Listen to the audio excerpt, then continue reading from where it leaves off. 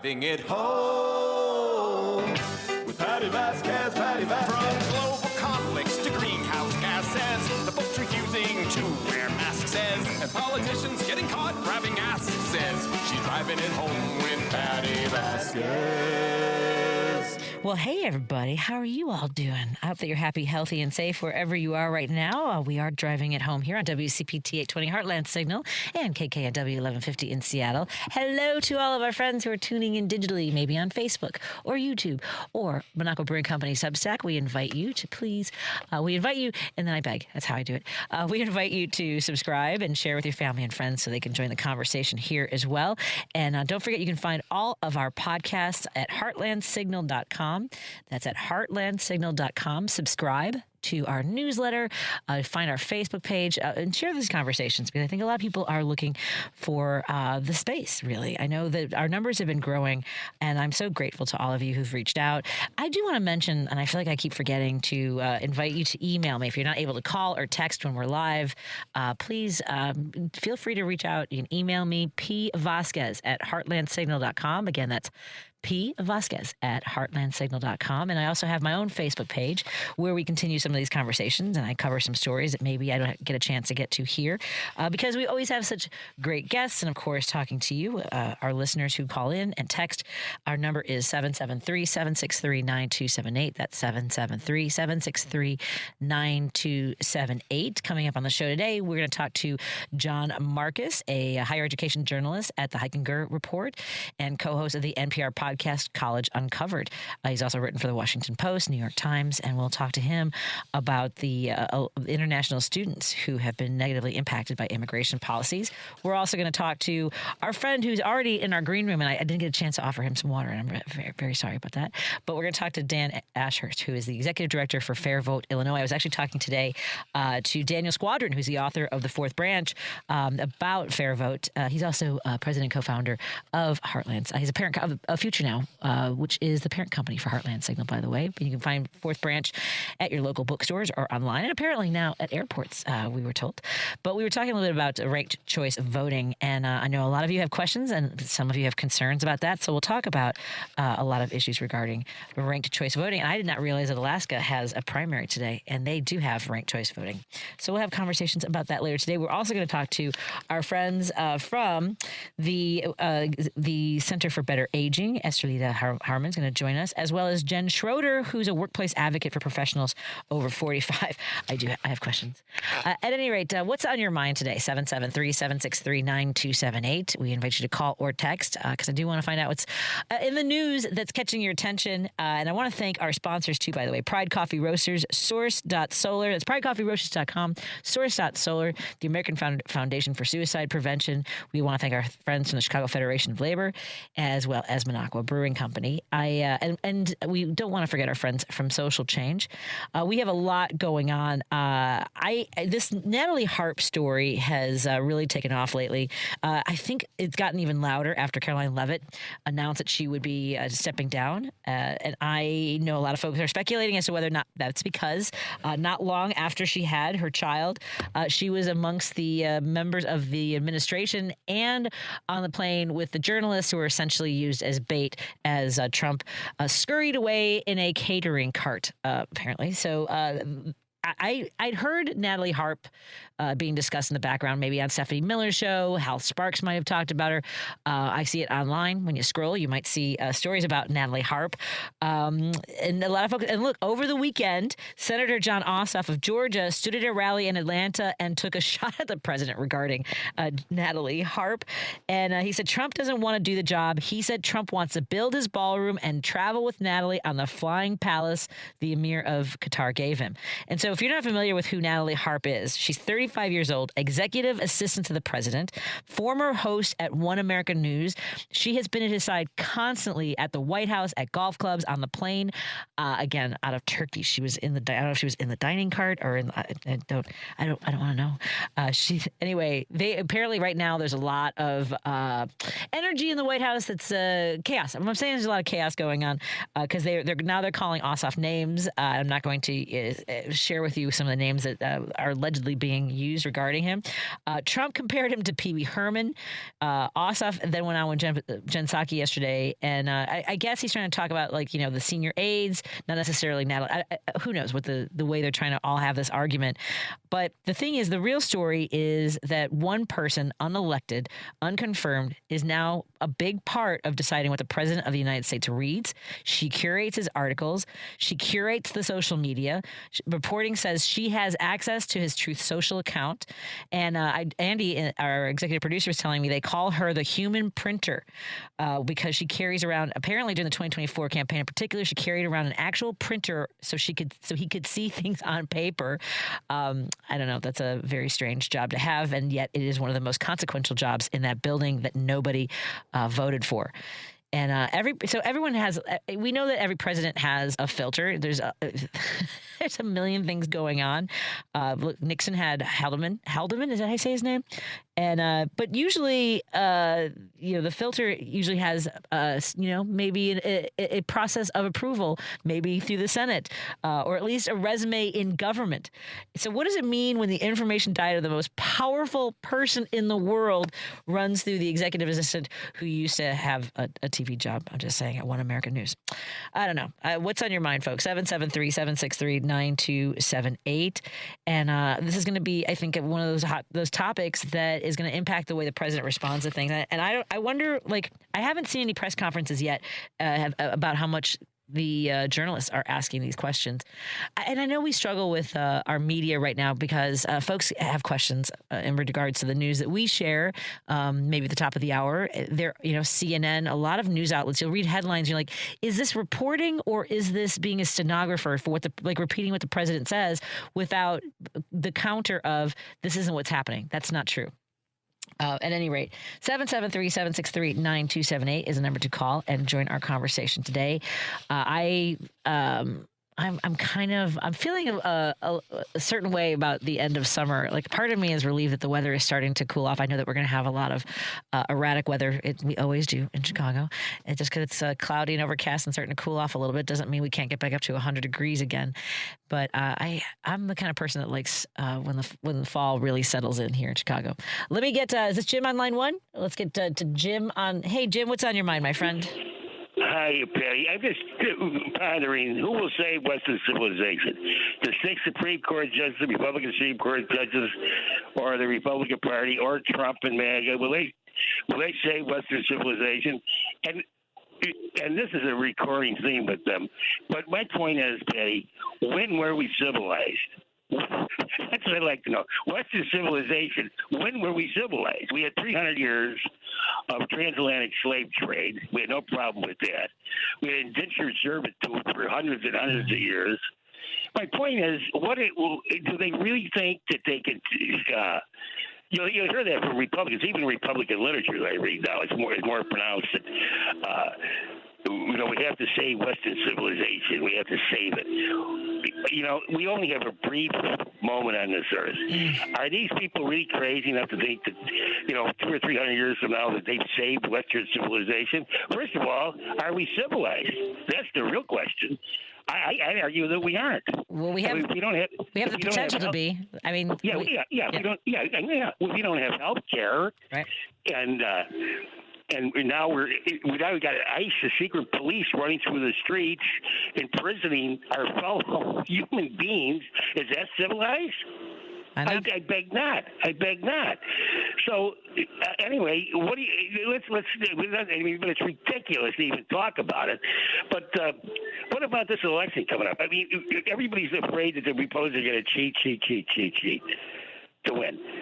And the only reason you would cheat as a politician to win is because you want to make some money at it, Patty. I mean, there's no other reason to do it unless you just want to be in the ceremony every other day. That you're going to.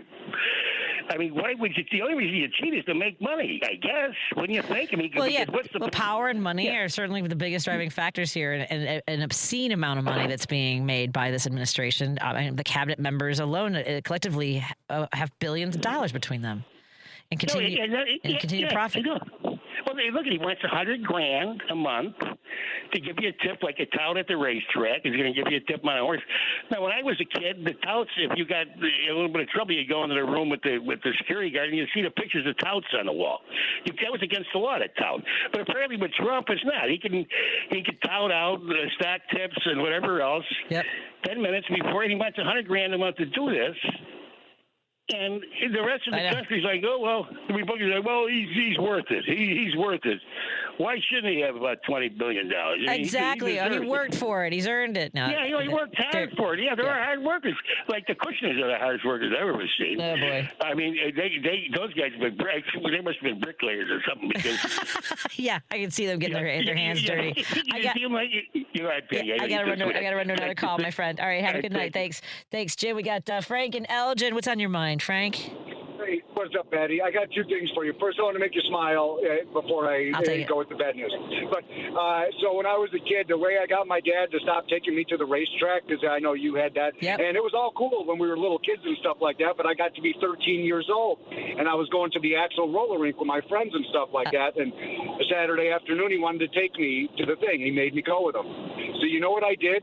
I picked up all the tickets as the race was going, and I started screaming for the last place horse, and everybody started picking up their tickets, and they were all, and my dad got so mad at me, he never took me again, because I figured it out. I go, oh, it was great. Was it the Axel roller rink on Milwaukee or on Harlem? Harlem, come on. I didn't know it was Norwich or I didn't know if it was Niles or Norwich. Yeah. Yeah, we went to the Norwich one. The Niles one we went to here and there, but that was way smaller and not as cool. No. Do you know what it is now? It's a Salvation Army now. It's a pretty good Salvation Army, the one on Milwaukee. Oh. Yep.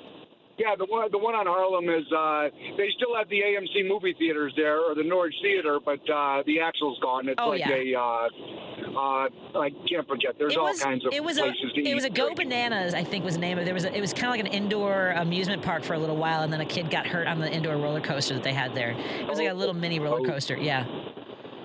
Oh, hey, but the other thing I wanted to say, and it's not crazy, but remember, I just don't think that we're getting the word out. You and I, Lady B, I was just talking to Lady B, we all know how important it is to vote. And you're screaming at the top of your lungs telling everybody how to vote, not how to vote, to vote. But I don't see it like when I seen Obama getting elected, how much TV advertisement were just people saying, get the vote out, make sure you vote, make sure you vote. I don't see that in the most consequential election that I've seen. Now I did see, Wisconsin, they had a great voter turnout and stuff like that. But I'm wondering how this is resonating across America. And I'm sure, of course, people are angry at them, and we're all going to vote blue. But I'm just wondering about the people who are not into politics, you know what I mean, and who don't vote. I know. We got to get them. That is the most important thing. And me and you don't have the money to advertise, but I would wish that somebody who was listening would put out some billboards, put out some TV advertisements, and make this the most consequential election of our lives. And it is. And it's the work of organizing too. I think you're right, Frank. I appreciate that, and it's a good point. You have a good night, my friend. Thank you so much for calling. I do have to take a break here. You're joining us. I'm glad that you're here, tuning in for Driving It Home. I'm your host, Patti Vasquez. And when we come back, we're going to have a guest on the line I believe we're going to have a guest on the line with us. I don't see them. We have Zoom now, so I can tell when someone's in the waiting room. I'm supposed to be on StreamYard? I don't know. All kinds of technology. We'll see what's happening. Oh, no, it's on phone. That's me, Lady B. I need to read my own schedule. John Marcus is going to join us in a moment. He's a higher education journalist. Let's talk to him in a moment about what's happening to our universities in the wake of immigration. Just the wild ride that we're all on when it comes to these ICE raids and immigration impacts. More in a moment on WCPT 820 Heartland Signal, KKNW 1150 and KTNF AM 950. And of course, we're broadcasting digitally as well. Join us. This is WCPT 820, where facts matter. If you're listening to this station right now, you've definitely heard my voice before. Hi, I'm Hawk. And I'm Pete. And we're with Source Solar, your local source for solar. Source Solar is Chicagoland's premier solar installer, providing solutions for over 1,000 homeowners and business owners across Illinois and Iowa. With over a decade of industry experience and deep roots here in Chicago, we have the expertise to help your transition to clean, renewable, resilient energy. We can guarantee that we save you money day one without any out-of-pocket cost to you. This means you have an instant ROI, instant payback, and can save money to add to your bottom line day one. At Source Solar, we source everything as local as possible, meaning we always carry the Made in USA sticker. Find us online at www.source.solar. Stop in our office at 5710 Northwest Highway or give us a call at 773-985-3992. And don't forget to ask for Hawk Or and Pete. You're listening to Driving It Home with Patti Vasquez. Thank you so much for joining us. We continue our drive home. Our next guest covers higher education for the Heckinger Report. He co-hosts the NPR podcast College Uncovered. He's written for the Washington Post, the Times, NPR, the Boston Globe, and Wired.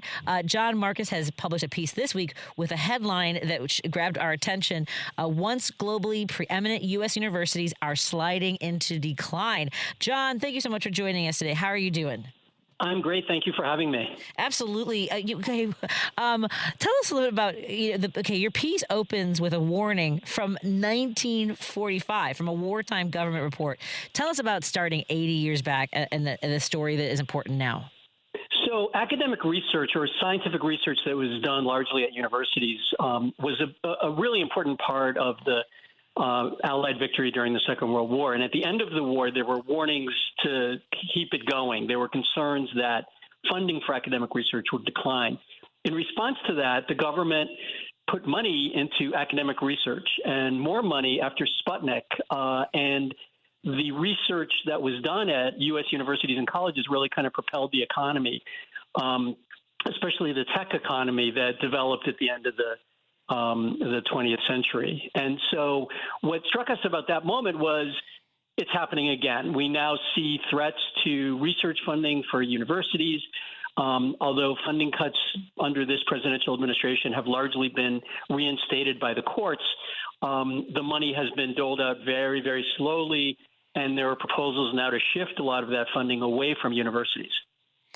So it's not, and again, it's not like one policy. There's, as you mentioned, there's these cuts. Then there's also research funding cuts, visa delays, deportations of student activists, social media screening. I mean, what a bonkers time we're living in. How do those compound? Yes, I think bonkers time is the technical description. What we wanted to look at was it is incontrovertible that the U.S. higher education system is one of the industries that's been most successful in this country. In fact, higher education is our sixth biggest service industry, mostly based on the $40 billion a year that international students spend on their university educations and their housing and everything else that they spend when they're here in the United States. So we have been sort of, because of the federal funding, we've really kind of dominated the world in higher education. The smartest people wanted to come and teach here. The smartest people wanted to come and study here. A disproportionate number of Nobel laureates worked at U.S. universities. Many of them had come here from other countries. Now that's starting to reverse. We're seeing a lot of really top scholars leave the United States. They're going to places like China. We're seeing far, far fewer international students. There was a huge decline this year. There's a projected additional decline in the coming year of 111,000 fewer international students. And so what we once had, what we once were preeminent in higher education globally, we're slipping. And that's, and I think it's I struggle to drive this home, this idea, right? Which is that, there are a lot of people who, when they're writing a check for their kids' tuition, they're not interested in hearing about international students and not really grasping, and we can't explain to every single person. Those international students subsidize everybody else's tuition, doesn't it? Yeah, that's so important. More than 300 colleges and universities since the beginning of the Trump administration have announced budget cuts and layoffs. And a portion of those have attributed that specifically to the decline in international enrollment. International students, as you say, subsidize American ones. 80% of them pay the full tuition. Some of them pay additional fees and a higher tuition than domestic students. Whoa. At some public universities. And so the money from that source, universities like to say that they enroll international students because of the cultural diversity they bring. And there's some truth to that. But much more important is the money. And the result of this is be careful what you wish for, because right now the international students that are going everywhere else, that means cuts in majors, cuts in staffing, cuts in advisors for domestic students, and probably, although not one single university would talk to me about this, and literally all of the universities that have seen large international enrollment declines have also increased their tuition. None of them would say one way or the other whether that was a result, but it's logical to assume that it is. And now we're talking about how there's more than a quarter of private colleges that no one's talking about this, John, that more than a quarter of private colleges could close or merge within a decade, which would put over 670,000 students in limbo. Can you talk to us a little bit about which institutions are more exposed? And here's the thing, talk about what happens to a college town when this happens. Colleges already are closing last year at a pace of about one a week. That slowed down. The colleges that are most vulnerable are local, meaning they don't have a national name. They are small, typically under 1,000 students. They are tuition dependent, meaning that they don't have big multi-billion-dollar endowments. Often they are religiously affiliated. More than half of the colleges and universities that have closed have been religiously affiliated. The other kinds of colleges that are particularly at risk are rural colleges and single-gender colleges, of which there are still several colleges, mostly all women colleges. Of course. I mean, I don't know why that's not surprising. So one of the things that I learned from the work that you're doing and then looking at it some more is the DHS rule taking effect. Is that taking effect next month that caps international students at 4 years, which means if you're in the middle of if you're doing a PhD, that's not PhDs don't get finished in 4 years necessarily, do they? Or other degrees?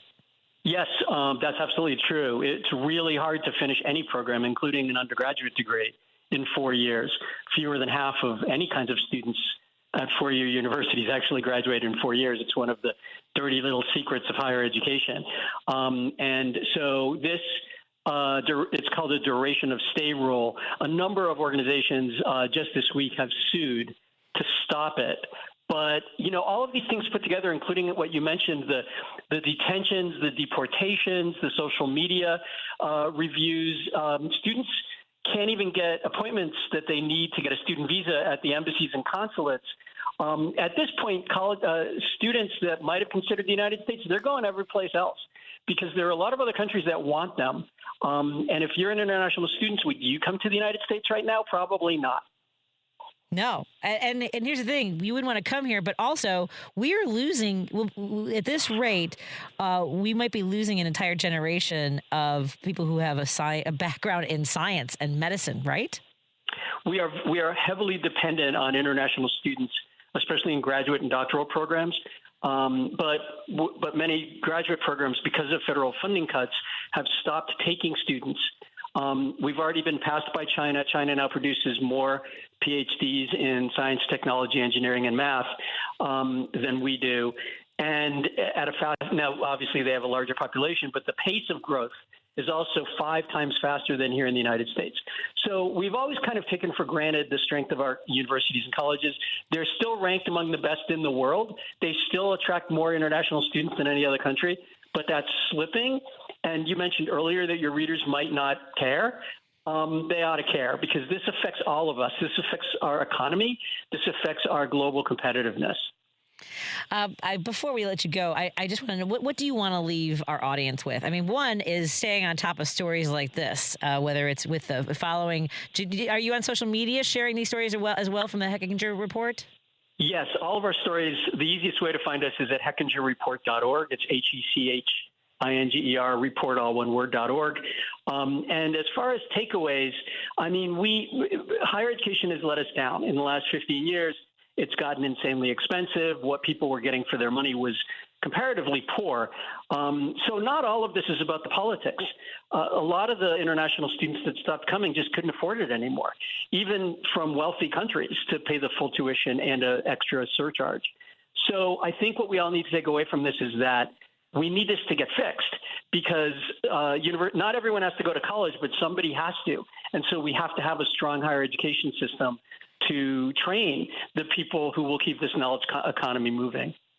And you have, a way for folks to share information with you as well. Is that right? You want to? Yes. Yes. Let folks know about that too.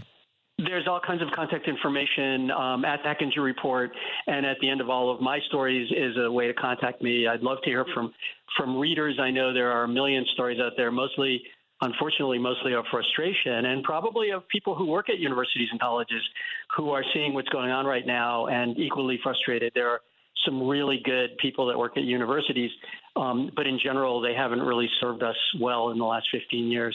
Well, thank you for doing this work and for sharing your insight with us. I really appreciate it. Again, the article we're talking about, the piece is Once Globally Preeminent U.S. Universities Are Sliding into Decline. That's at the HeckingerReport.org. And the piece is by John Marcus. We look forward to talking to you again, my friend. Thank you so much for this. Thanks for having me. Absolutely. We'll talk to you again soon.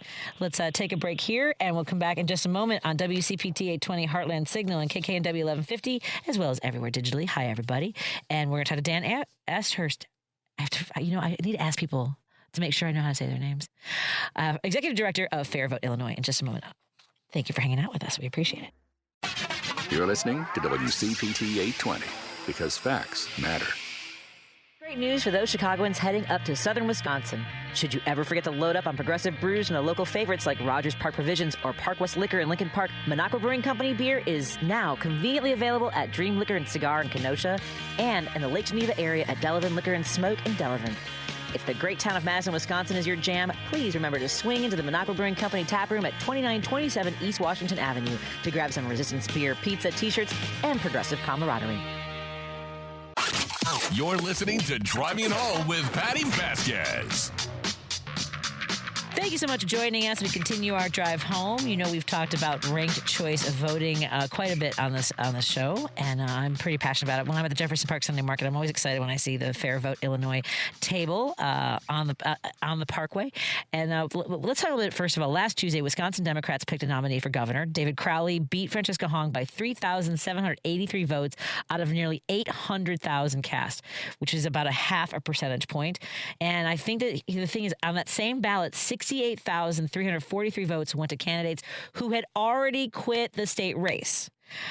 So it was a lot of chaos going on in that race, and which means that there were people who had no say in the actual choice. Part of that was because people actually dropped out of the race after ballots had already been sent out. But I do want to talk about ranked choice voting with our friends from Fair Vote Illinois, and with this case, this particular example, on how things might have been different had there been ranked choice voting. We're talking to Dan Ashurst. Am I saying your name correctly? I asked you right before we started, and I just want to make sure. Hey, Dan, how you doing?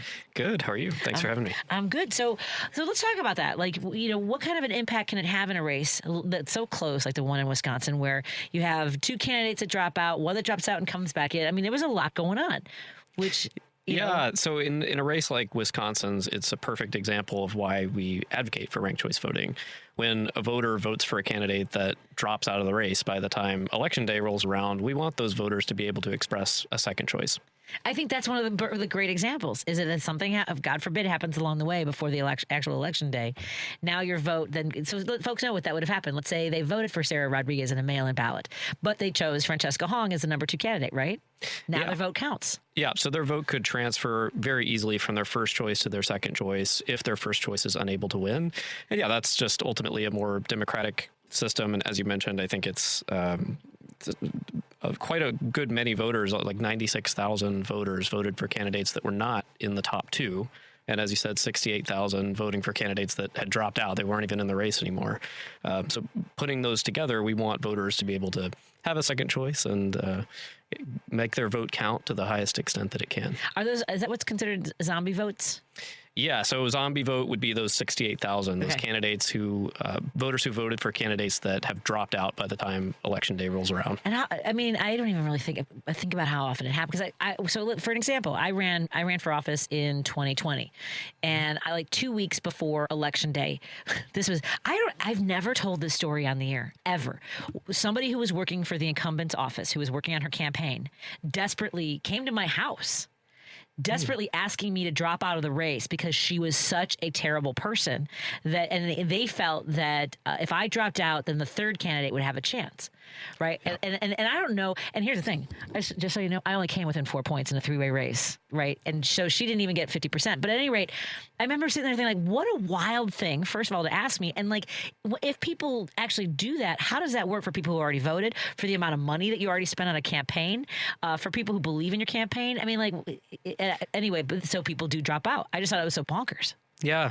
Ultimately, the way that we run our elections, it only really feels like the top 2 vote getters in a race are the ones that are really have any chance of winning because of the way that we tabulate our votes.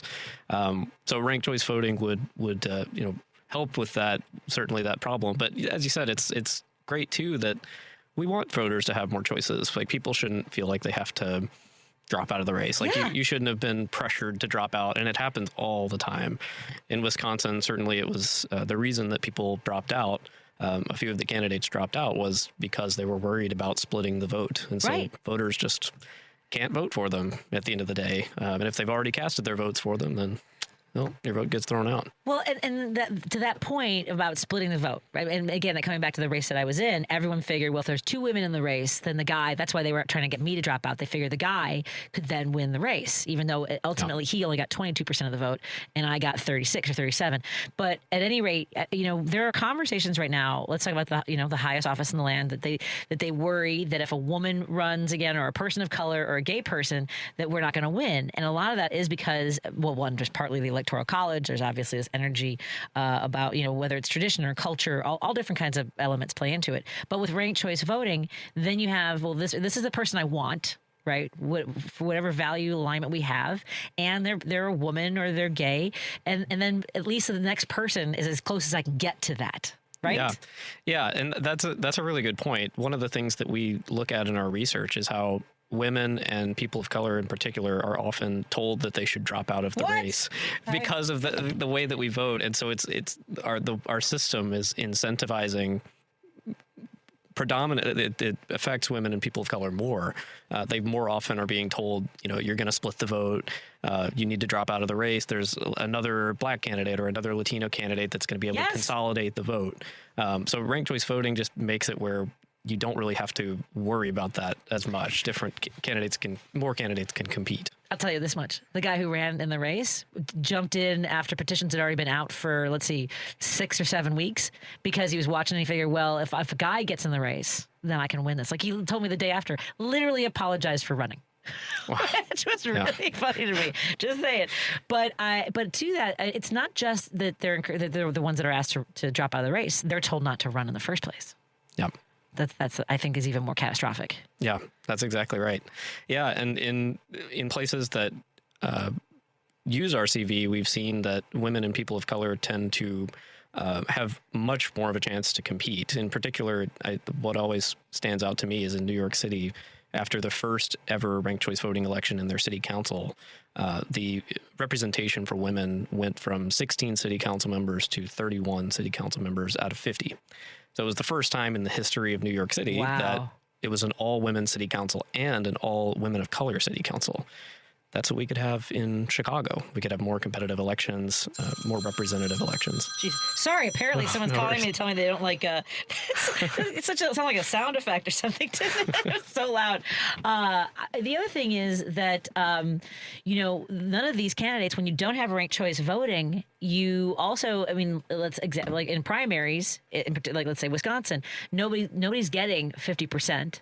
Yeah. So now you don't even have a simple majority of people who want this candidate to be on the general election ballot. Yeah, that's exactly right. That's actually one of the reasons that we see party officials, people often think that parties are going to tend to be against ranked choice voting. That's not necessarily true, because as you mentioned in primaries, if you're in the Democratic Party or you're in the Republican Party, you want your primary candidate to have the broadest support possible coming out of that primary so they can go compete and be effective in November.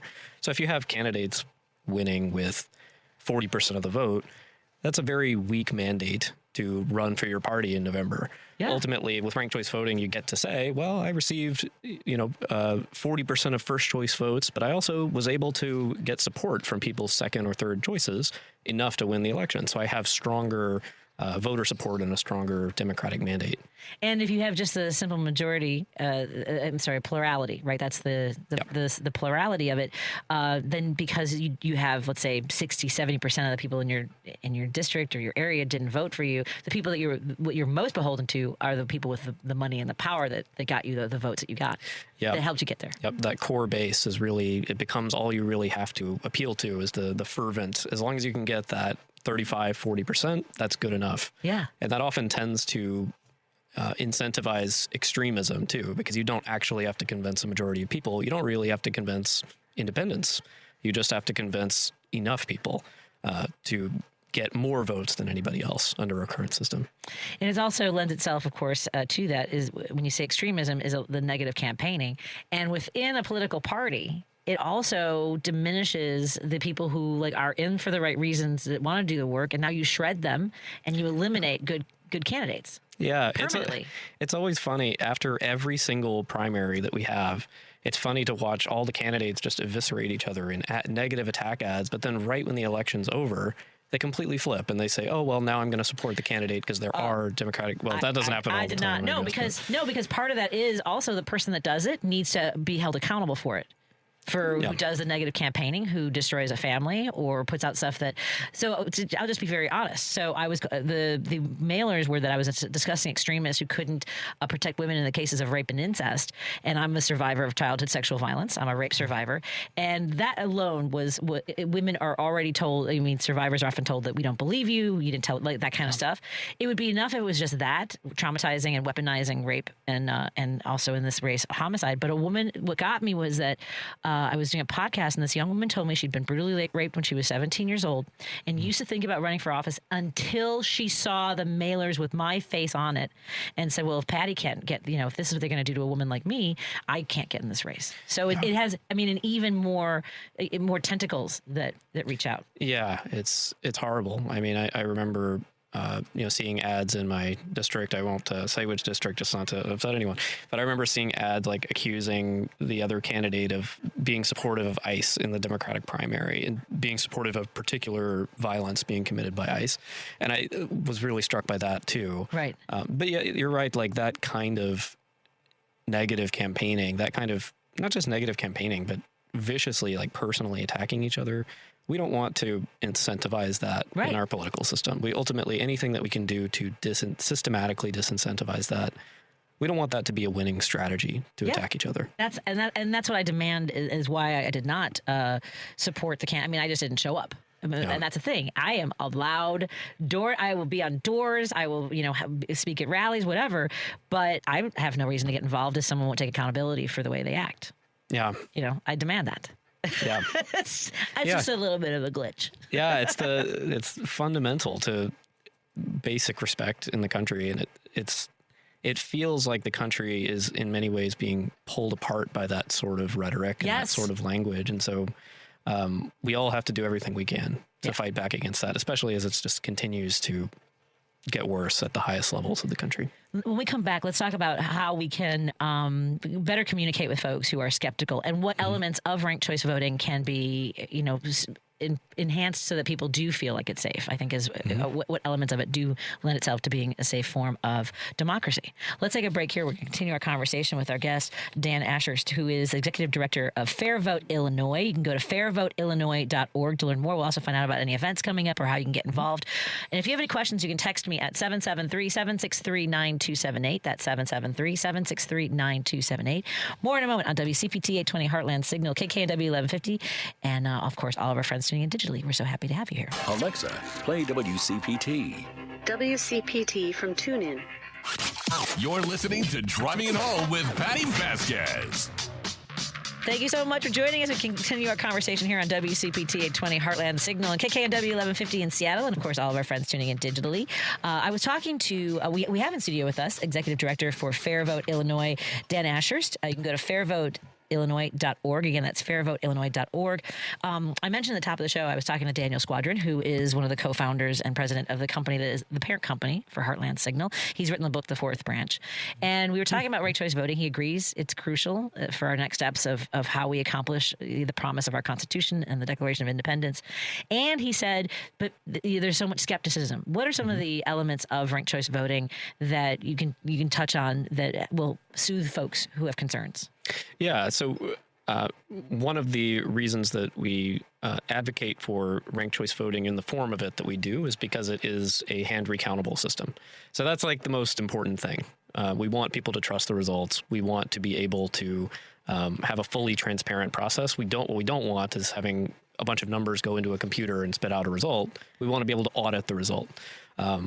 So with ranked choice voting, the same rules will apply for election security. So, for example, in legislation that we're working on for local option RCV in Springfield, we are establishing that the vote data that comes out of a ranked choice voting machine has the exact same security standards as a ballot in state law. So if you trust that your ballots are being handled correctly now, you can trust that the ranked choice voting data that's coming out of these machines is also being handled with the exact same level of care. Because I do get a listener who calls and texts, and just there are people who are just very adamant. And I mean, I guess part of me is like, clearly this isn't working. Yeah. Yeah. I mean, I don't know how else to say it, Dan, right? Yeah. Yeah. It's, I always say, like, there's no perfect voting system. And but like you said, our current voting system is pretty bad. So, ranked choice voting is if we're going to fix it in the next few years here, it's going to be ranked choice voting. That's the one that's got all the steam behind it.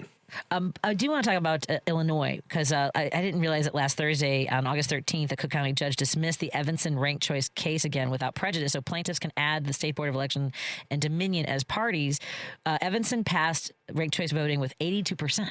I didn't even realize it was that high. Oak Park passed it with 79%. Skokie's passed it, and they both Oak Park and Skokie intend to use it in April 2027. So where does that land us right now?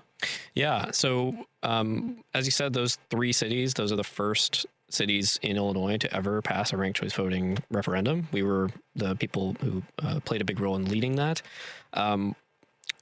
We believe that those are already legal under the Illinois Constitution. There's broad authority for cities to adopt whatever method they want for electing their officials. But we are currently working on legislation that would just make it easier for those cities to implement and would really explicitly clarify every step of the process. So we're working with clerks right now to perfect that process. The good news is it's already been used in over 50 cities in the country in the last 25 years. So there's plenty of other examples to look to of what are the best practices for securely and safely implementing ranked choice voting. I did not realize that the Cook County clerk was standing against this. Is that right? More or less. The state law prohibits it. So is their take? The Cook County clerk's take is that the election code currently doesn't. Well, I guess I don't want to speak for them too much. My understanding of their take is that the election code doesn't currently explicitly provide for ranked choice voting. So they say, well, how are we going to implement this if it doesn't explicitly provide for it? So there's two ways to go about that. I mean, one way is that, in Illinois, local municipalities have this broad authority to adopt it. So we would say that the county should work with those local municipalities to find a way to implement the will of the people. On the other hand, certainly we want to support clerks. We want to make it easier for clerks to implement it. So my take on it personally is that legislation would be helpful. It would be helpful for clerks, certainly. And it helps with, as you said, people's concerns about election integrity. Like, we want to make sure that everything is laid out as clearly as possible. I think there are ways to do that at the local level, but it's certainly helpful to have state standards as well. So what is the legislative track then? I mean, I think Representative Cam Buckner's worked on this, State Senator Laura Murphy, just to name a couple off the top of my head. Where are we with has it made it out of committee in the past several years? It has not yet made it out of committee. unfortunately. I'm so surprised, Dan. But I will say, we. I would say we are now in the best position, I think, to pass it next year than we have ever been, primarily because at Fairvote, Illinois, we recently led a process bringing together RCV experts to really hash out the bill, really be very, very careful about making sure that we're nailing all the different questions the clerks have. And now we're starting to, engage with clerks really early. So we've been engaging with clerks now to make sure that when the bill comes up in 2027, it's really ready to go. So I think that this time has been a lot cleaner. So I have confidence that we can get an RCV local option bill. Then again, I'm an optimistic person, but we'll see what happens. Well, this is how we help out, which is folks can call there, and I've talked a lot about this, folks. I've told you, please, first of all, pull out your voter ID card, but your voter registration card that you get it all the time. You get it I feel like I get it every twice a year, that tells you who your state representative is, who your state senator is, who your alderman, all that information, and call them, right? Say, this is something I'm interested in. Where do you stand on this, and how do I have conversation about getting across the finish line, right? Absolutely, yeah. We have a form at fairvoteillinois.org/links where people can find their representative, send them an email, call their office, even just a quick 15-second phone call that's like, hey, I support ranked choice voting. I support voters having more choice and more power at the ballot box. I hope that you will vote yes on ranked choice voting legislation if it comes up next year. That always can go a long way. Excellent. And do you have any events, or what are other ways people can get involved and support the work that you do at Fairvote Illinois? Yeah, if you go to fairvoteillinois.org, you can sign up for our email list. There's a big button that says Join the Movement.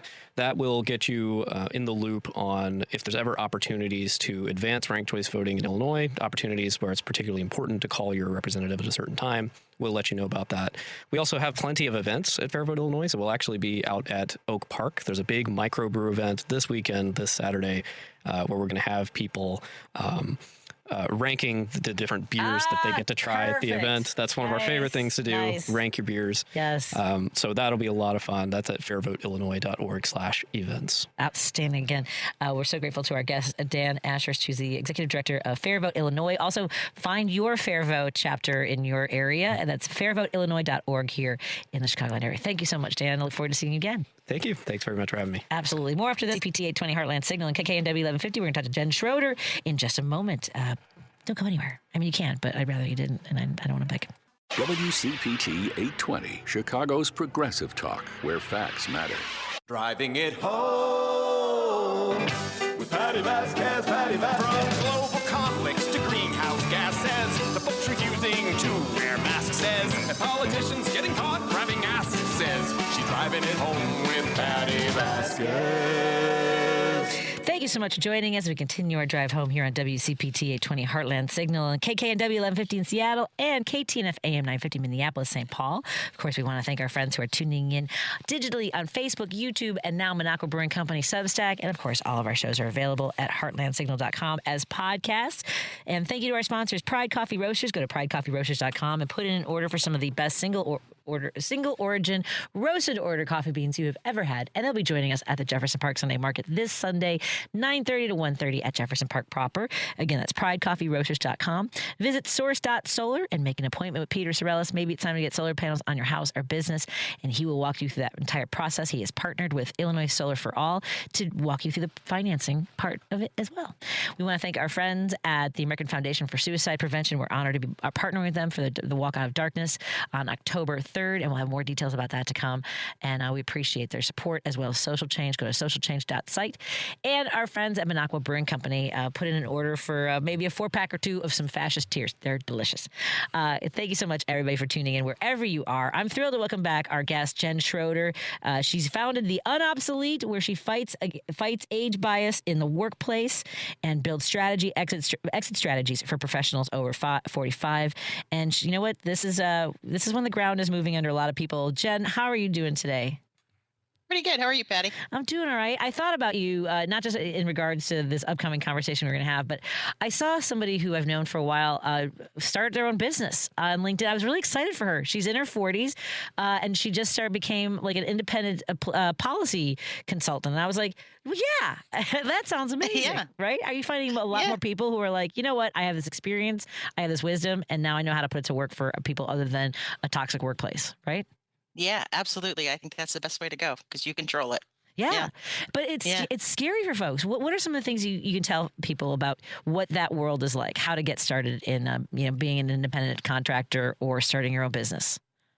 I think starting small is the best way to go. I started really small when I did it. I started with creating courses, and I just wanted to pay for my kids' lunch at the time and when they were in school. So I think starting small is the best way to go, having a good runway built up, and having a plan for an exit strategy. So something like 6 months, you're going to leave. So get your ducks in a row before you go and get started. But again, I think like people think they have to have so many elements in place. Like I've got to have a certain number of followers. I've got to have, the perfect LinkedIn page. I have to have a website, right? Yeah, no, everybody does. And perfection is the thing that stops everyone from starting, I think. And for me, I think I'm a perfect example of just put your 1 foot forward, take one step every day, and don't worry about the perfection because you're never going to get started if you keep overthinking it. So just start. The first thing to do is just take that first step, and then the next one will follow. Yeah, I mean, it's daunting. I know. I say, and here's the thing, because no matter what age you are, whatever you're in feels permanent, doesn't it? Whether it does, right? The brain tricks us. It feels permanent. Yep, it does. And you just feel like you just can't make a change. You're stuck, and that's where you're going to be. And that's just us giving in to that thought process. And you just have to change your mindset and just change your thoughts. What are you hearing about? Like, is there a wave of layoffs that you're hearing about? Because I mean, it seems like there is a lot of change going on in the labor force right now.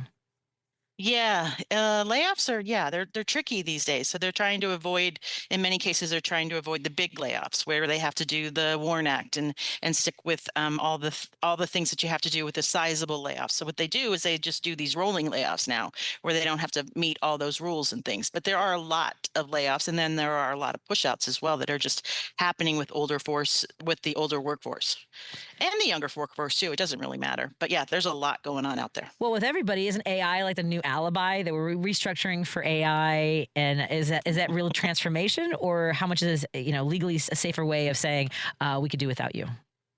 Yeah, I think AI is being used in many cases. AI is being used as an excuse to lay people off because the truth is, as you get older, you get more expensive. So they're the first people to go. So anyone, that starts pushing the limit over 45 and being more expensive, and they're having a difficult year, or, numbers are down or whatever, you're going to be the first people to go. So instead of saying, oh, gosh, this is just problems with our company, they like to blame AI and say, well, we're going to just, AI is changing everything. And AI is changing everything, but it isn't changing necessarily that one thing. So it is an excuse in many cases.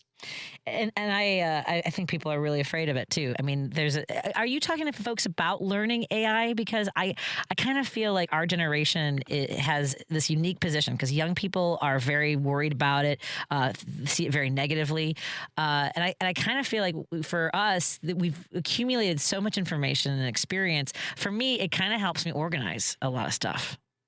Yeah, you can look at AI as an employee if you want to within your business. My assistant. Yes. Go ahead. Yes, exactly. And, even in my own, I couldn't move and help as many people as I do today if I didn't have the assistance of AI. So you have to learn how to leverage that for your particular business. And I think the people that will move further down the road faster, especially if they're looking to do their own thing after corporate, will, if they use AI properly or in a way that, makes sense for their business, they'll move a lot faster and be more successful. Yeah, for folks who worry about it, I do think that there's a way to disclose. Like I just said, I use AI as an employee. I use it to process things, to get through a lot of material that it might otherwise take me. I wouldn't get through the day, honestly, at this point with the number of things that I'm doing. Right. Right. Oh, I couldn't either. I help a lot of people every day with a lot of calls and individual one-on-ones that I have to use my judgment on those calls, but I have to get a summary quickly of what's happening. And I couldn't do that without the assistance of AI. Yeah. So yeah, it's just figuring that out, how you can use it for yourself. I'm going to open the phone lines if you don't mind. If anybody has any questions for you, I'd love for them to join us because I know that you help folks. I want everyone to check out the website, theunobsolete.com. That's theunobsolete.com. And again, Jen Schroeder is a workplace advocate for professionals over 45 25 years and the founder of the Unobsolete. 773-763-9278 if you want to call in or text a question. If you maybe want to find out how she can help you, you can do that right now, and then you get a taste of what you can do to get some guidance. Because I think that one of the biggest things I have to imagine is healthcare. People don't want to leave. We're kind of we're enslaved sometimes, and I hate to say it that way, maybe, but we're held down by the fact that we can't leave a job because we have healthcare there.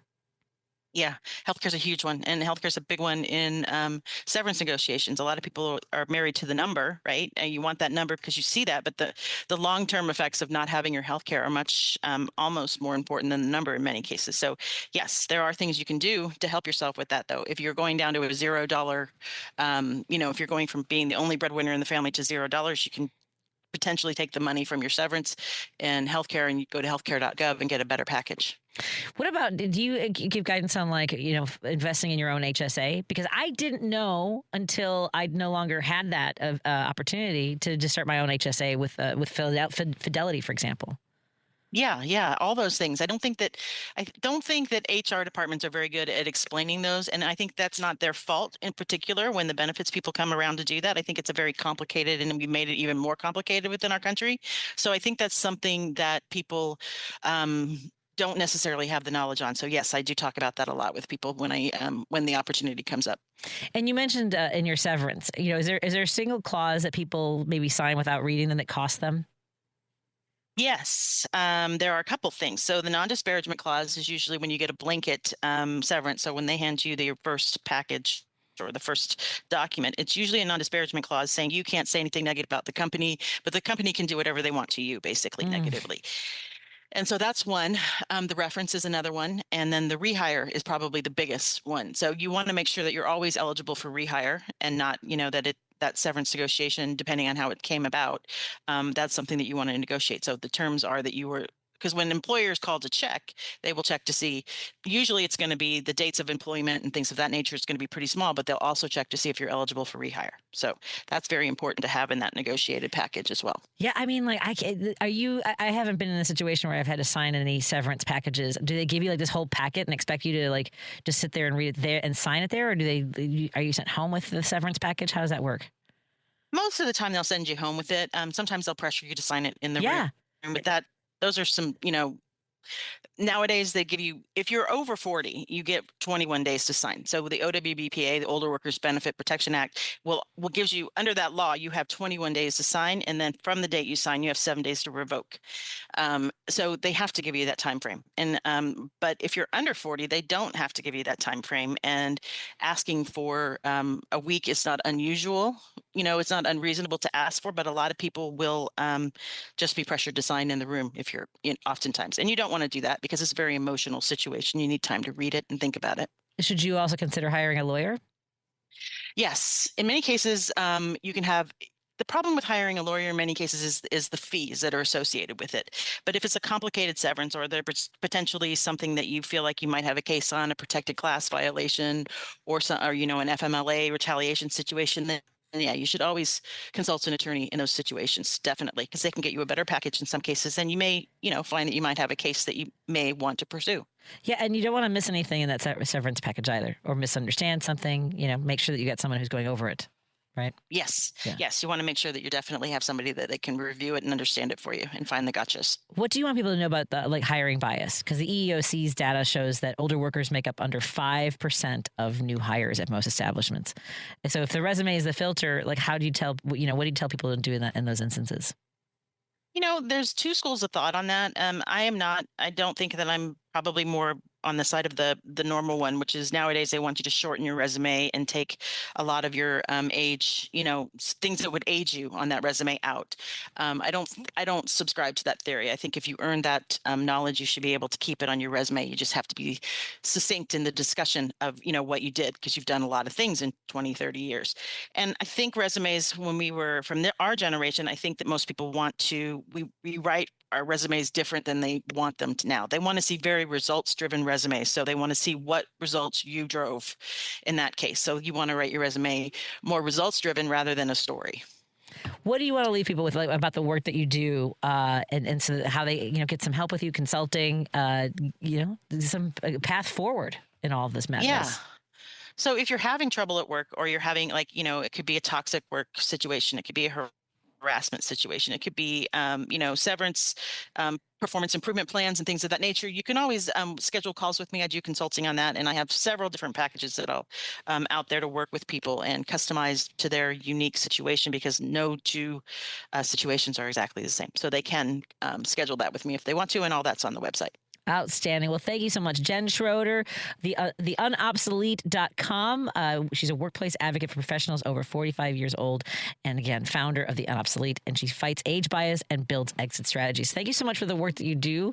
It's great to see you again, and I hope that you get to enjoy the rest of your summer. I don't know what the weather's like. I know you're in the South, right? Yeah, it's hot. Yeah, it's hot. Well, stay hydrated, my friend. I appreciate it. Oh, wait, hold on a second. Hold on a second. I've got a question from somebody. Hey, Jim, you're on the line with Jen. Did you want to talk to Jen, Jim? Yes, I did. I just wanted to say they've got a lawsuit in California, $1 trillion plus, Meta, accusing them of brain damage and addiction to children. And then when you piggyback this on AI, which for my money, we're an environmental disaster all over the planet. What's the end game here with AI? I mean, are they going to piggyback? Is this going to be like the same kind of thing in addiction and brain damage? Is that what we're looking at here, an environmental disaster? Because these plants are environmental disasters, as far as I can tell. They're burning fossil fuels. Musk is burning fossil fuels in his two plants in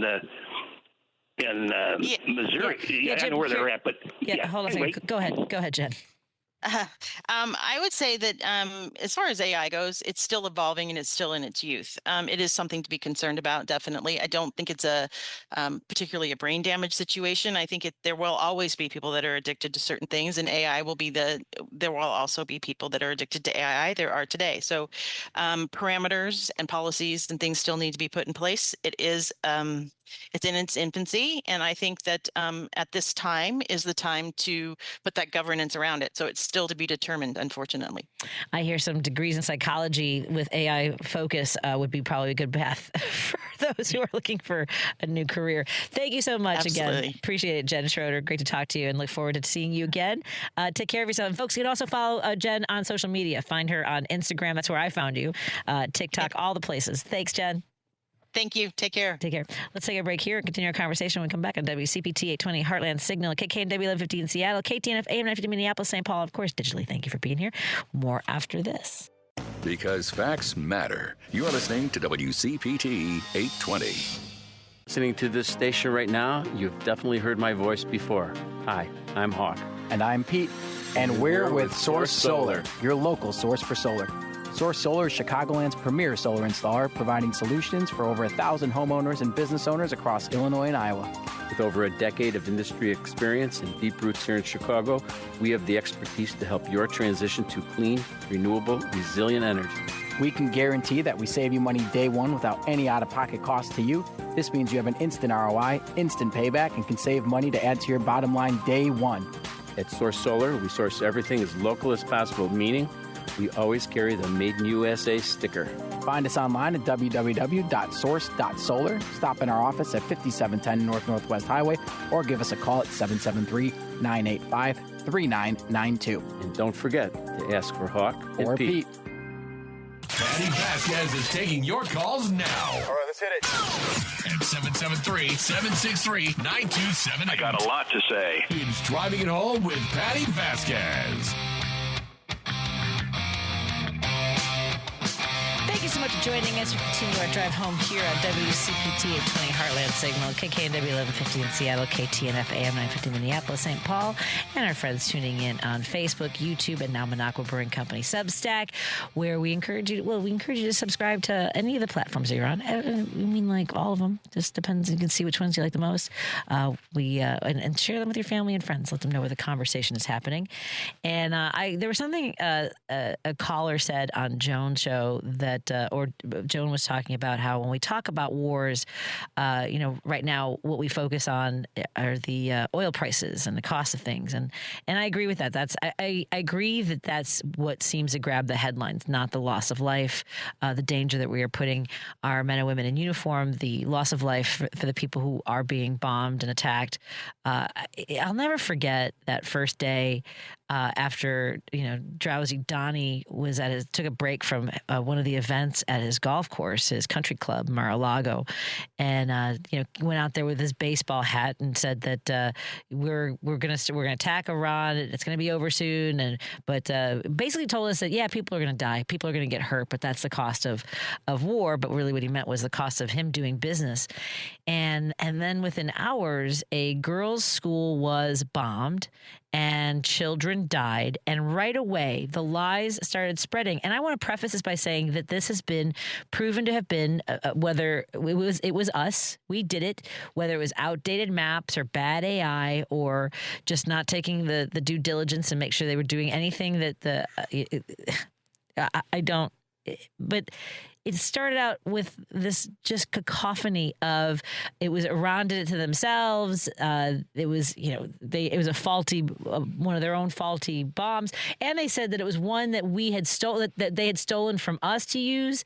That when it turned out that it was one of our bombs, they're like, oh well, then Iran must have stolen it. It's the ground is always shifting. The goalposts move, the stories change, the lies grow, and I still the people who are like, well, we because they told us last year, if you remember, they told us that Iran was nowhere near. They had no ability to have a nuclear weapon. And then now it is, well, we have to, they can never have one. They were close to having a nuclear weapon, and we have to make sure that they don't. But I thought you already told us that they hadn't. And I'll never understand. And now Trump says there's no talks with Iran taking place as a standoff over the Strait of Hormuz. And then he says he wants to claim it as the United States. And then now we've got people in Greenland, and he wants to trade. Did someone say he wants to trade Puerto Rico for Greenland? I mean, I don't know. Anyway, Trump says that there's no ongoing dialogue with Iran to end the war, no discussions scheduled. His son-in-law and Jared Kushner is talking to Fox, of course. He says that Iran is not showing an interest in striking a deal.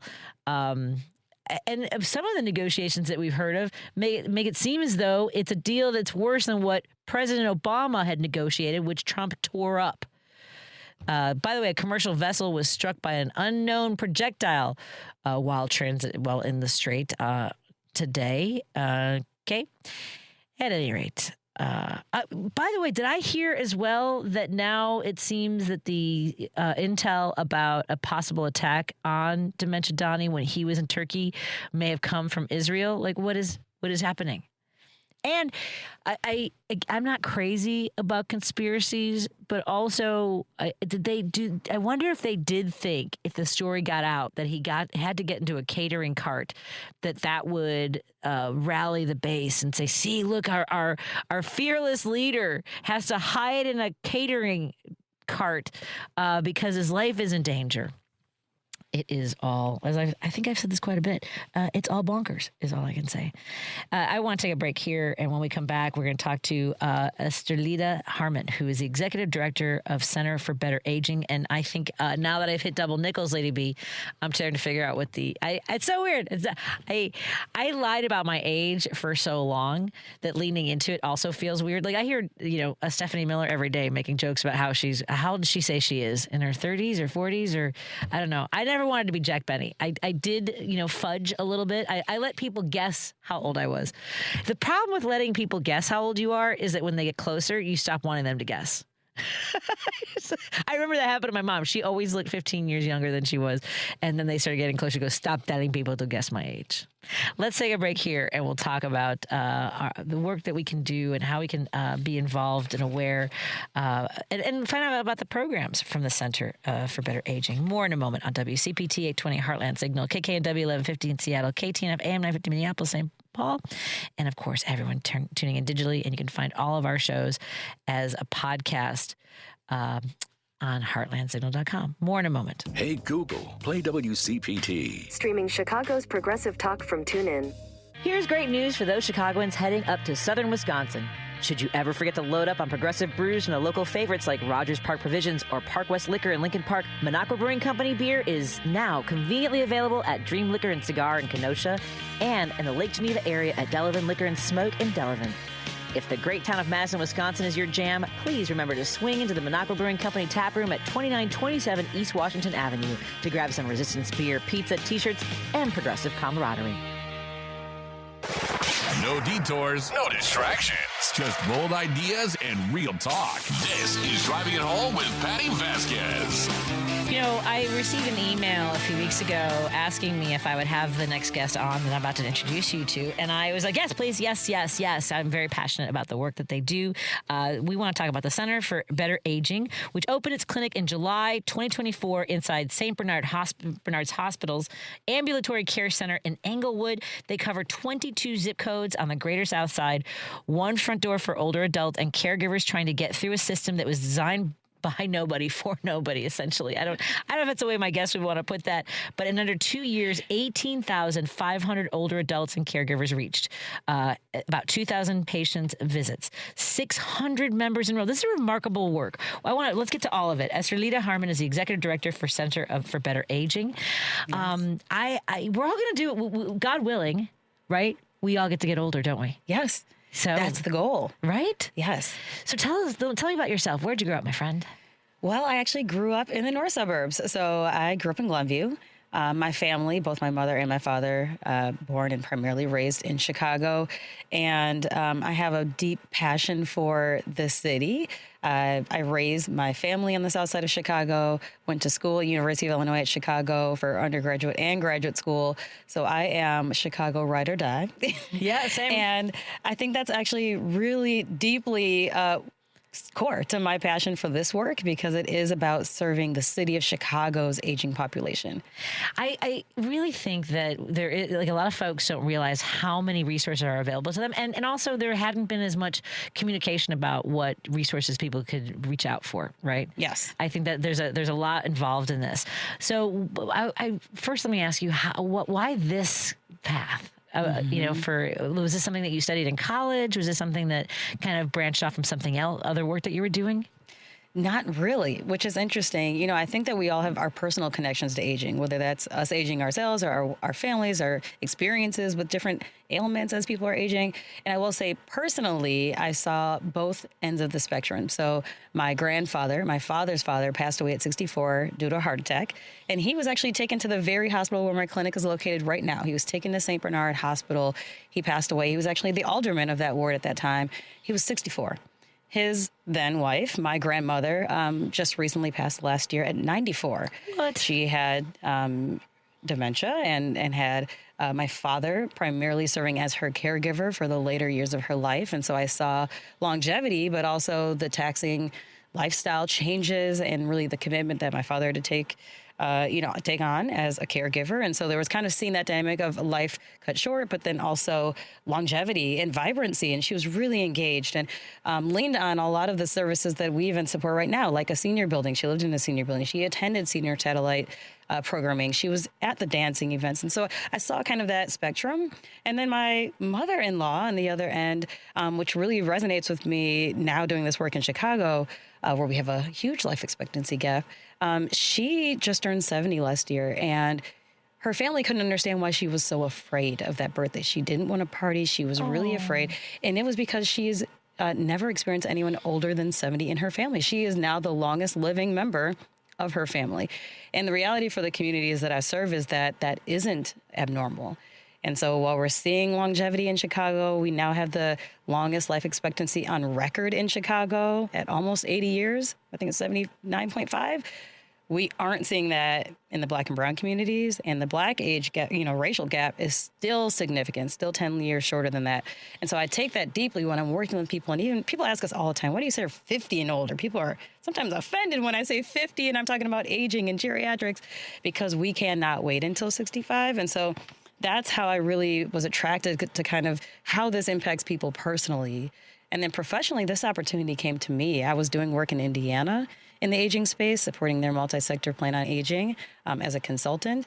And this opportunity truly found me. I read the proposal for the initiative, and I signed up immediately because I threw my hat in the ring saying if I could do even a portion of what this committee or this board had put together as the proposal, that I would change the entire trajectory of the South Side. And so I'm excited that I was given that opportunity, and it's an honor to serve in this role. Amazing. What an amazing story. I was getting goosebumps, and I didn't want to, but really remarkable of taking personal experiences, I mean, and work that you wanted to do. Mm-hmm. And when you mentioned the age gap of life expectancy, talk to us a little bit about that, because I feel like some people close their hearts when they hear things that are based on race. When you have data, it's not a feeling. We don't feel like this is a gap. It is a gap. Talk to us a little about that. Yeah, it's not something that is an emotion or a feeling. It is data-backed, factual information. And the reality is, in Illinois, there's already huge data, right? The aging population is transforming our demographics. 1 in 4 by 2030, which used to sound far away, but that's not that far away anymore. 1 in 4 people will be over the age of 65 in Illinois. Now, the numbers aren't that drastic in Chicago, but it's still like 14% of our population. It's a huge percentage of our population. And the reality is, yes, we reached almost 80%, almost 80 years life expectancy in the most recent census. But we know that when we look at the data from the same census that showed, 79.5 life expectancy for Chicago on average, if we looked at the neighborhoods, if we looked at the zip codes, we're seeing still 67, we're seeing 68, we're seeing really significantly different numbers on the South Side and the West Side. And the difference in those communities is just access to care, it is transportation, it is the availability of nutritious food, it is access to primary care and specialty care. It is not their desire or lack of desire to live longer. I think everyone across this band, in Chicago wants to live longer. It is because of the environment in which they were either born or live. That is really a differentiator. And so there is huge amounts of data on this, and I'm really passionate about us leading the effort to close that life expectancy gap. I am too, and that's why when I saw the proposal, when someone reached out, I was like, yes, yeah. Like, how do I? Yes, please. So talk to us a little bit about when you mention all the elements that are there's your model is 4 words, is that right? Predictive, preventative, personalized, and participatory. Is that right? Yes, that's 4 Ps. Yeah. So let's start with what's the hardest one to fund, would you say? Yeah, so I won't take credit for the 4 Ps. So this has existed far beyond or before Center for Better Aging, but that is how we integrate kind of our approach to whole person care. And I think the hardest part of that is preventative, because a huge component of preventative is educational. It is getting the information out. It is ensuring that people are aware that healthcare is not meant to be reactive, that it is meant to be kind of ongoing maintenance, right? Like we take care of our car, or we hope to take care of our cars, right? That you'd be going in for the checkup, not because something's wrong, but because you're supposed to check in when nothing's wrong, right? To stay well. And so that's, especially in the communities we serve, a huge milestone for us to be able to say that we've reached, in 1 year, 20,000 people. Most of that reach was education. It was health education, wellness information. It was informing them about vaccinations, diabetes, well, you name it, we're teaching it. And that's really the biggest barrier, is if we can get people to realize that they can go to a primary care physician, that they don't have to utilize the ED or for their primary care, or they don't have to wait until something happens, then we can keep them whole. We can keep them happy. We can keep them healthy and out of the emergency department and living a little bit longer. I scroll a lot on social media, and I think now that my algorithm is like, you're over 55 now. Here's what you should be doing. But to your point about, medicine should be, a part of your life, going visits and checkups rather than reacting to not feeling good.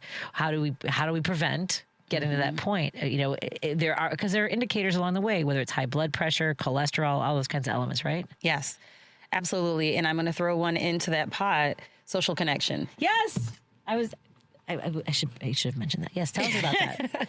Yeah, so many times we think about health care and our health outcomes, and we think, health only. We may expand that conversation, and we should, because most of the predictors of our health outcomes are social. It's transportation, food, all those things. But more importantly, I think, to this conversation, especially in the communities we serve, on the South Side, 1 in 3 older adults lives alone, social connection is huge. I think people have heard it before. They say loneliness is as bad for your health as smoking a pack of cigarettes a day. That's real. We say higher rates of hypertension, higher rates of diabetes, and that's not saying that the other things like food and diet aren't important. It's saying that if you are lonely and isolated, you're at that much higher risk of also being ill, that much higher risk of falling and actually having a severe injury. And so a lot of the work that we do also is not even just about education, but social connection, because that is an intervention. It actually is a health intervention to connect people, to keep them a part of the community and engaged and caring about the things that are happening around them. And it adds also to our community because aging adults have something that can contribute. They have wisdom. Yeah. We want them engaged in the community too. And so it's been really great addition to our healthcare model. It's not just about, healthcare intervention as it's traditionally thought. It's about all the other ways, social connection, transportation, food access, all the other ways that we can keep people healthy. I agree completely. I can see the difference. Like, I think that because I get so busy, my mother, we live with my mom. She's 91 years old. And I can see the difference. I was very busy. I was kind of consumed by work. And then I wasn't really, there would be a day or two when I maybe didn't see her, but my husband and my kids, I just figure we're all in the same house. But now I make a point of making sure I go down there. I had one of her doctors told me I should put a camera in her house in case she falls. And I'm like, I don't know if I'm ready to watch Abuelita. I don't think she wants that either. I mean, there's some dignity too, right? Yes. And that's unfortunately the reality of caregivers and family members daily, right? Making those decisions of when do I need to make that change? Right. When do I take the car keys? When do I have to add a camera to a private space? Yeah. And the reality is you have to kind of trust your gut and your family dynamics to make those decisions. But yes, absolutely. Critical to aging well and aging gracefully and better aging, right? It's literally my brand and our organization's brand is dignity, is their ability to be independent and have dignity and age gracefully. And age in place, right? In a home, as opposed to being in an institution if that isn't their choice. Yeah. And I think, as you mentioned, some of the elements that lend itself to how you can stay in your home to the best of your ability to be independent. I think we all want that. Absolutely. I mean, I can't speak for everyone. I would think. But I would think, yes. I mean, maybe some people want it. Let's take a break here. We are in studio with the executive director of Center for Better Aging. The website is centerforbetteraging.org. Again, centerforbetteraging.org. We're talking to Estrelita Harmon. I love this name, by the way. Your name is beautiful. Let's take a break here and continue our conversation on WCPT 820, KKNW 1150, KTNF AM 950, and of course, all our friends tuning in digitally on Facebook, YouTube, and Minocqua Brewing Company Substack. Find our podcast at heartlandsignal.com. WCPT 820, Chicago's progressive talk, where facts matter. Here's great news for those Chicagoans heading up to southern Wisconsin. Should you ever forget to load up on progressive brews from the local favorites like Rogers Park Provisions or Park West Liquor in Lincoln Park, Minocqua Brewing Company beer is now conveniently available at Dream Liquor and Cigar in Kenosha and in the Lake Geneva area at Delavan Liquor and Smoke in Delavan. If the great town of Madison, Wisconsin is your jam, please remember to swing into the Minocqua Brewing Company tap room at 2927 East Washington Avenue to grab some Resistance beer, pizza, t-shirts, and progressive camaraderie. You're listening to Driving It Home with Patti Vasquez. Thank you so much for joining us as we continue our conversation here on WCPT 820, KKNW 1150, KTNF AM 950, and of course, everyone tuning in digitally. I have to often stop myself from taking advantage of the fact that I have very talented, incredibly experienced people in different fields and not overwhelm them with my own stories. However, one of the reasons I was so excited to have Executive Director of Center for Better Aging, Estrelita Harmon, join us is this is something that this isn't a career path for me, but I have thought, because I'm caring for my dad when he was ill and now being the primary caregiver I know for my mother and an adult son with severe disabilities, I was telling Estrelita I'm a sloppy sandwich, because that's what we call people who are caring for a child and caring for a parent, is we're the sandwich generation, right? Yes. And tell us a little bit about caregivers not identifying. You mentioned off the air that people don't see themselves as caregivers. Yes. So 2 years ago, we received funding through the CVS Health Foundation to stand up, amongst other things, caregiver support program, and social programming to reduce social isolation, as I was mentioning, kind of how critical that is. We thought that we would have an overflow of people who were just saying, yes, thankfully, there were some resources to support me. I can't wait. Sign me up. Whatever you're offering, I want to do it. And the reality was when we went to promote the program, there were so many people who either, one, just did not identify themselves as caregivers. They said, oh, that's my family member. It's my responsibility. Or two, identified maybe as a caregiver, but didn't want the help, even when they admitted that they needed the help. And so there's a bit of this disconnect. And we know, I mean, the numbers are staggering. Just in Illinois, it's like hundreds of, I think it's 325 billion? Don't quote me, but it's billions of dollars of unpaid caregiver work each year. And yet, because some people are choosing, but mostly I think because people are required to provide that care. And yet we don't really have a system set up to support fully the caregivers or the aging adult in a way that would be comparable to that level of contribution. And so, yeah, we've stood up programs. We've tried to really hear and survey and really engage our caregivers that are now participating in our program to understand, what do you need? What kind of language helps you better understand, the support that could help you thrive? And then also to kind of educate on that guilt that comes with actually, seeking out respite care or taking a vacation when you are a primary caregiver, that those things are necessary because guess what also increases Alzheimer's or risk of Alzheimer's? Stress, right? Yeah. And so there's a bit of, we've got a lot of caregivers aging themselves, sandwich generation who are caring for aging adults who have Alzheimer's or dementia. And they then are kind of fulfilling that cycle, right? Taking on that stress independently or with their family. And so our goal is really to provide that opportunity to say, hey, caregivers, we hear you, we see you. Here's a program where we can support you and bring you into a community of others who relate, because it's also a very lonely journey to be a caregiver. And, it's okay. It's okay if you actually do need support. It is. And I was mentioning that it's often hard to ask for help or say that you need help because we all want to feel like, I got this. There's a lot of that attitude, isn't it? Absolutely. And I think our society also has made it feel as though if it is your family member, you must do it. And that if you don't and you seek hired help or an institution, that's some kind of failure. Right. And the reality is that it's a financial commitment, it is a time, energy, family commitment in many instances. And so I really just encourage people to do what's best for them and their family and also their well-being. What kind of resources? Because the caregiving space, one, whether it's from a family member, but also people who have it are making a living at caregiving, it's one of the most undervalued elements of our society, services of our society. And I think it's a global crisis, isn't it, for caregivers? It is, and a huge workforce shortage. Yeah. And so one of our partners, we do this work through a collaborative model, and so we've got 40 plus community partners. One of our core collaborative partners is Chicago Commons, for example, and they provide home care services. And the reality is that there's always going to be a wait list. There's always going to be a demand. And they really can't even train and fill that quickly enough. And so we do work with a lot of organizations to provide referrals to other home care entities and kind of support families in navigating that decision. It's a very critical decision if you choose to bring someone into your home or your loved one's home. And so we support that in the best way we can.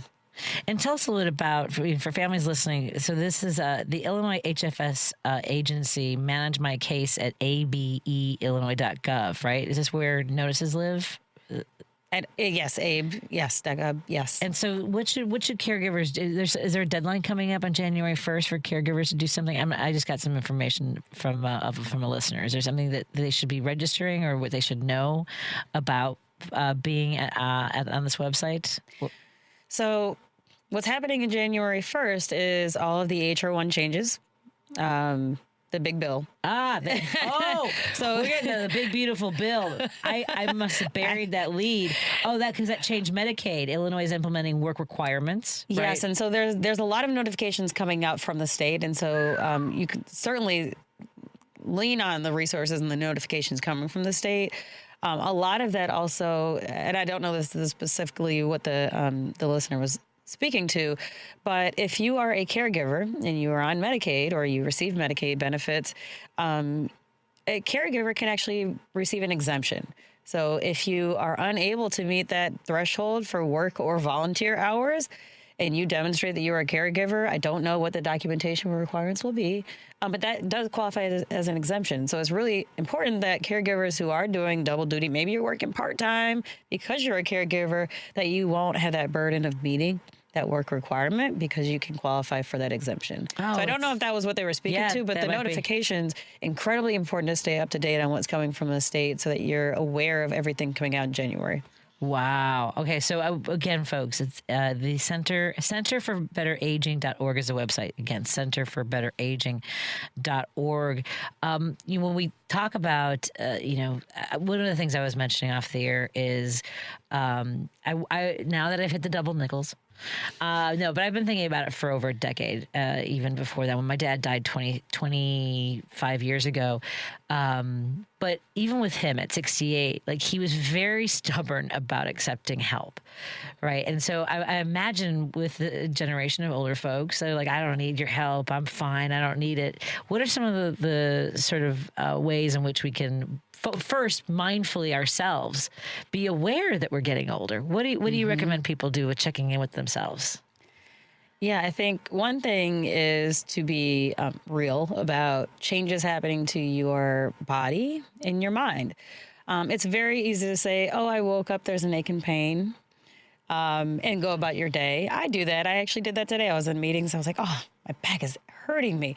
And I just took a pain medication and kept on with my day. But the reality is the more that you're feeling those aches and pains, you really do need to be reaching out to your primary care physician and establishing care if you don't have one that you're regularly seeing, to let them know. And sometimes we forget about things by the time we reach the doctor. Keep a notepad.